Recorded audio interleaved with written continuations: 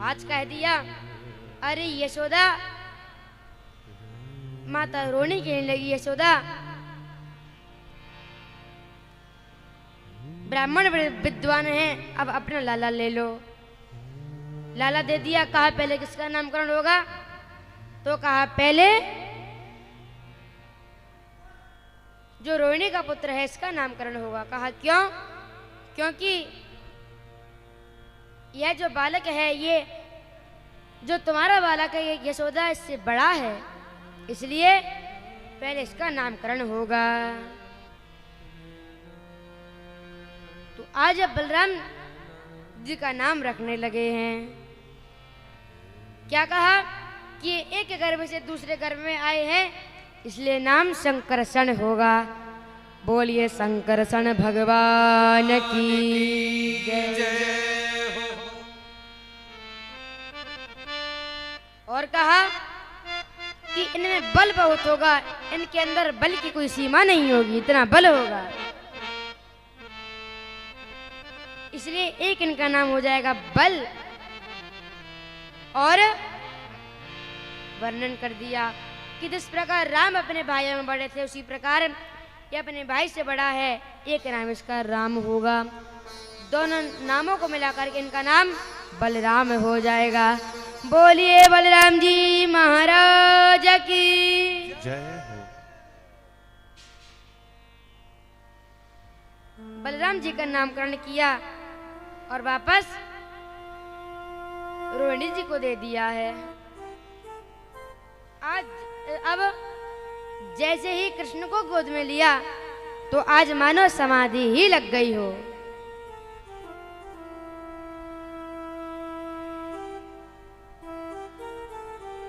और कहा कि इनका एक नाम वासुदेव होगा, इनके गुण नारायण जैसे हैं, इसलिए इनका नाम वासुदेव होगा। और पूर्व काल में इन्होंने क्रमशः जो महाराज 3 वर्ण हैं उनको उनने चुना, और अब ये कृष्ण वर्ण में आए हैं तो इनका नाम कृष्ण हो जाएगा। बोलिए कृष्ण भगवान की जय हो। नाम कृष्ण रख दिया है। आज दोनों बालकों का नामकरण हुआ।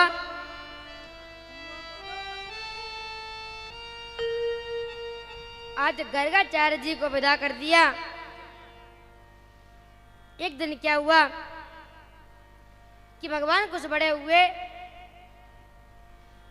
तो एक दिन मैया ने कन्हैया को नए नए वस्त्र पहनाए, और आज भगवान ने लीला की है क्या कि भगवान उन नए नए वस्त्रों को पहन करके गौशाला में चले गए हैं, और महाराज वहां जाकर गोमूत्र में स्नान करने लग गए।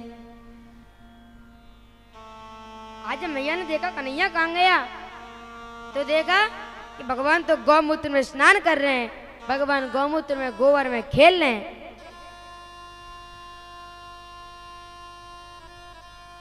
तो आज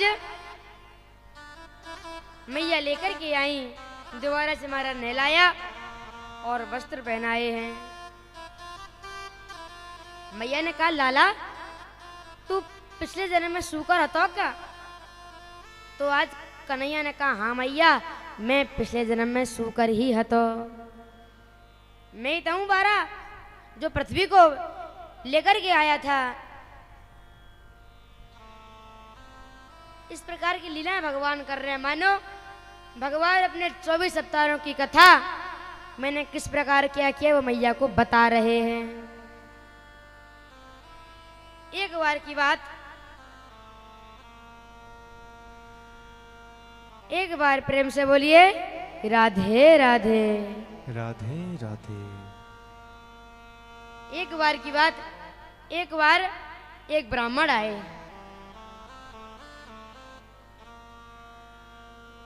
और ब्राह्मण आए तो ब्राह्मण ने कुछ प्रसाद भगवान को दिया। भगवान ने खाया फिर मांगा, ब्राह्मण ने फिर दिया, भगवान ने खाया फिर मांगा, ब्राह्मण ने फिर दे दिया, भगवान ने फिर कहा के फिर मांग लिया। अब क्या हुआ महाराज, ये तो क्रम बन गया, जैसे कई हजार लोग प्रसाद के लिए भीड़ में खड़े हैं। भगवान मांगे, ब्राह्मण दे, भगवान खा के फिर मांगे। अब ये दर्शन मैया ने देखा, ये कन्हैया क्या हो गया कि ब्राह्मण प्रसाद दे में ये खा जाए फिर मांग ले, कि हो क्या रहा है। तो मैया ने कहा, कन्हैया तू ये बता, तू पिछले जन्म में बामन था क्या? भगवान ने कहा, मैया बिल्कुल सही कह रही है, मैं ये तो बामन जो राजा बलि से 3 पग भूमि दान में लेकर के आया था।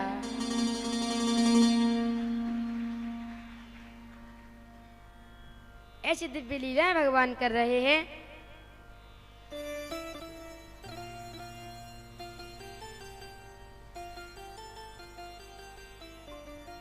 आज एक बार क्या हुआ कि मेरे गोविंद ने मिट्टी खा ली है। अब भगवान बड़े हो गए ना, तो भगवान घूमने लगे, तो भगवान ने एक दिन क्या किया, मिट्टी खा ली। बलराम जी ने, ग्वाल वालों ने जाकर के मैया से कह दिया, मैया आज तेरे लाला ने माटी खाई है।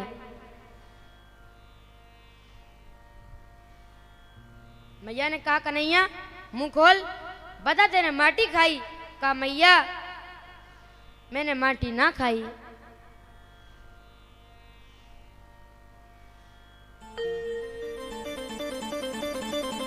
अरे मैया मैंने माटी ना खाई।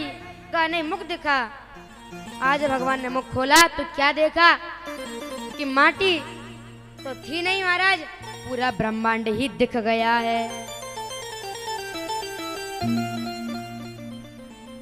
एकदम मैया को चक्कर आने लगे, मैया गिर गई।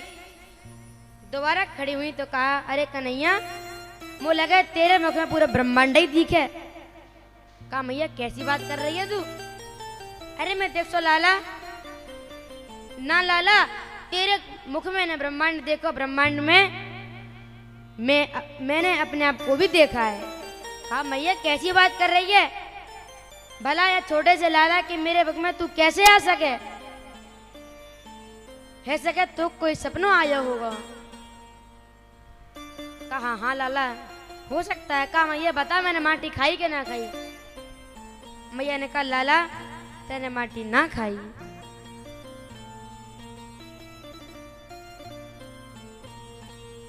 अब भगवान और बड़े हुए तो एक दिन मधुमंगल ने कहा, गोविंद, अरे कन्हैया, ए लाला तू चोरी कब ते करेगा? भगवान ने कहा, मधुमंगल तेरी मति खराब है गई है क्या? हम राजा के बेटे, हम क्यों चोरी करेंगे? कहा, नहीं। क्यों? कर्म लिखे नहीं मिट सके, चाहे लाख करो चतुराई।